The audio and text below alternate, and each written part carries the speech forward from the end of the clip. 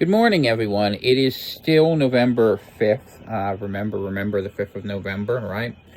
Good Guy Fawkes Day. No one's talking about that this year. Weird that they're not. Usually that comes up this day.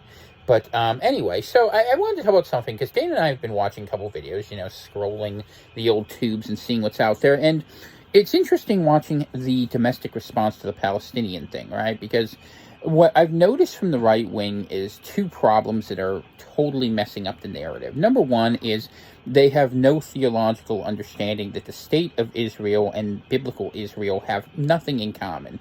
In fact, they're actually the opposites, and yet they continue to go forward supporting them, not realizing these are the very people who deny Christ and who did and who were responsible for what happened in that time. Something to think about on Sunday. You got to be really careful. Bad theology will get you into trouble.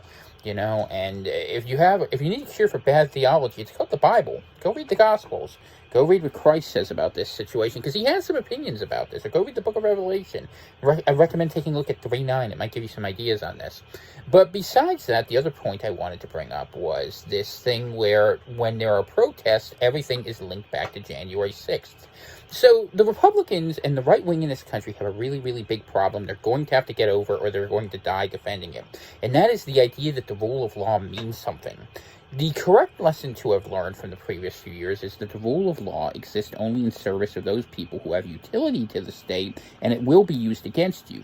If you uphold the set of rules, just like the people who upheld the meritocracy while they were being replaced, same sort of thing. Or Christians who go ahead and speak for the idea we should all have free speech, and now Christians are being silenced, that they'll let themselves be silenced by someone quoting the gospel who doesn't believe a bit of Christianity, rather than considering the full volume of the work. We're seeing the same thing with the rule of law. I've watched several different influencers, and it makes me think that's why the channels are still up, calling for people to be thrown in jail for what happened for protests against us getting into yet another stupid imperial war. And while I understand the frustration over January 6th, over the failure of habeas corpus, over the people who are being held as political prisoners, the answer to this question is not to give the government more power to throw everyone in prison. Did you know in France, for instance, right now, they're putting a fine in, so if you criticize Israel, you can be charged a $75,000 or €75,000 fine, potentially, and put in jail for up to 2 years? Do you think that's a good way to go forward? A government you can't criticize is a government that controls you. And if we were wise, which we never are, we would look at this opportunity much like we should have the last time this came around with Occupy Wall Street. I remember because I was one of the End the Fed guys. We were educating one another. And there's a lot of space between the government is screwing us in wars and people are being killed for that same government edifice over there in Gaza. You don't have to like Islam. You don't have to like Palestinians. You don't have to think it's our business. You don't have to give a damn about any foreign policy issue. Although I will tell you, just from looking at the evidence of it, the world is going to see Israel in the wrong here, and so they should. But what the people who are on the right wing need to understand is you do not want to empower a government, especially this government. The same people who literally 6 months ago were talking about stolen elections are now calling for the government to bring the hammer down on people who are protesting because they carry a Palestinian flag. Think about how inconsistent that is, and think about propaganda in action. People are swayed along partisan lines. It's like a football team. You could have a team where you hate this other player, and all of a sudden a trade's made and he's on your team. Best player ever. You need to think past your simple notional identities and think about what your enduring interests are. Elites do this. That's why they're successful. That's why they operate the dialectic.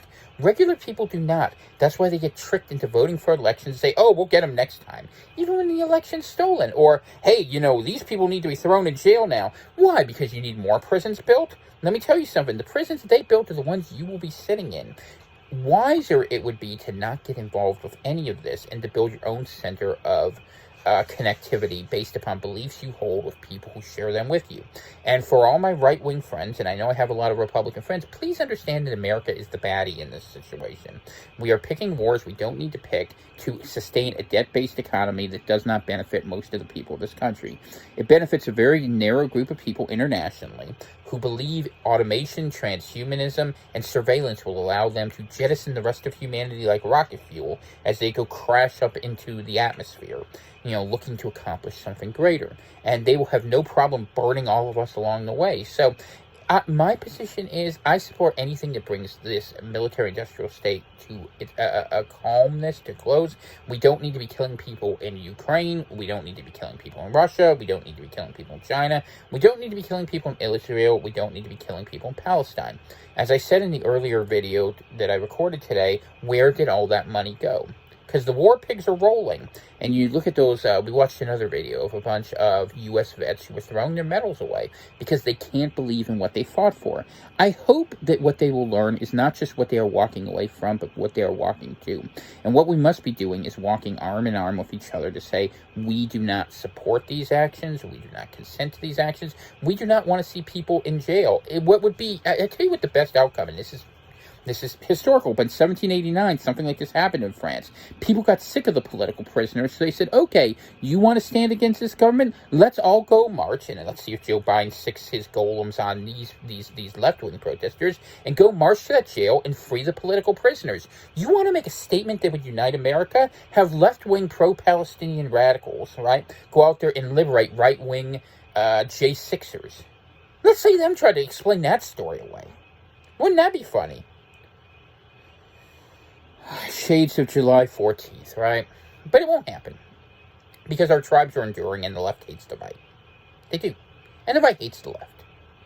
And if you can't build allies, you'll be controlled into fighting the battles because you'll believe the other side will get you. The government, remember, they let the people in who you don't like. Whichever side you're on, by the way, they let them in. They helped them. They empowered them.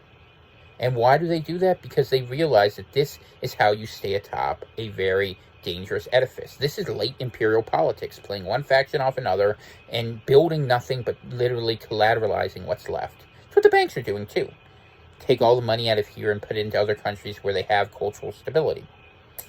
It's a bad time coming ahead, and I just want to say how disappointed I am by the people who cannot see this for what it is.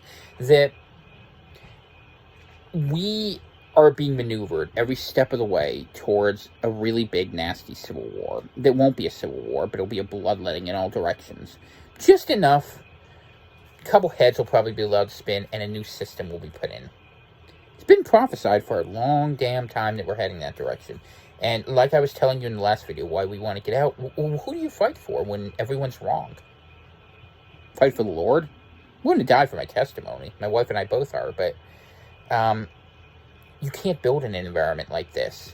People need to be shocked. They need to be shamed. They need to not be proud, and they need to not be foolish. But there are all those things. And I don't know what you say to change that. You can't, even if you could. This is what technology does. Look, it's no accident. ARPANET, right? DOD, Licklider. These were the things they did. Why did they do them this way? Because they knew that if the government was watching you all the time, you couldn't change your mind, or you would comply with what you thought was expected with you. For most people, the herd, they just follow where they think everyone else is, and the government creates enough chatter to make it appear a certain way. And I say the government, I could mean the whole cathedral. We use our Yarvin's way of talking about it. That's fine. It's all the same. But you have to learn to think independently. You have to learn what's in your interest, what's in your group interest. What groups do you choose to be a part of? What groups can you not choose to go away from? And you need to find people who think like you.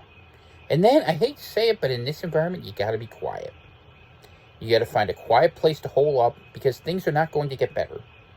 They're going to get worse. But for the people on the right, Trump didn't fix your problems the first time. He's not going to do it this time. And the fact that you've made a martyr out of a man who left you to rot on January 6th, you know when the date was he could have pardoned everyone? January 7th, January 8th, January 9th. Did he do it? No.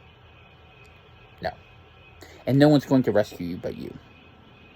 So maybe instead you talk to people who have also been deluded and recognize who is pulling the strings. It's a thought.